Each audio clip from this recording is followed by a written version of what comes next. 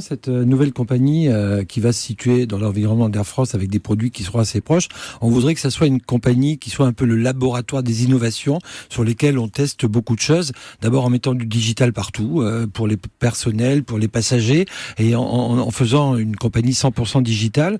Et puis on voudrait aussi tester de nouvelles idées. Par exemple, nos personnels de cabine ont des couchettes, les pilotes aussi dans l'avion. Et l'idée, c'est d'avoir pour les passagers en classe économique qui payent un supplément, la possibilité pour ceux qui ne sont pas claustrophobes, je reconnais, d'avoir des couchettes dans les soutes. Dans les soutes, au milieu des bagages, on va dormir sans. C'est aménagé, etc. Mais ça veut dire que c'est des idées nouvelles, des idées innovantes qu'on peut tester dans une compagnie comme ça, mais en jouant beaucoup le digital aussi pour le divertissement. Capsule, un peu comme un cercueil, quoi. Je ne dirais pas ça, non. Comme dans les gares japonaises. Oui, voilà, je préfère l'exemple effectivement des gares japonaises, mais qui, quand on a 10 heures de vol, peuvent être un complément agréable. Et ça n'existe nulle part, ça serait Non, complètement ça n'existe nulle part.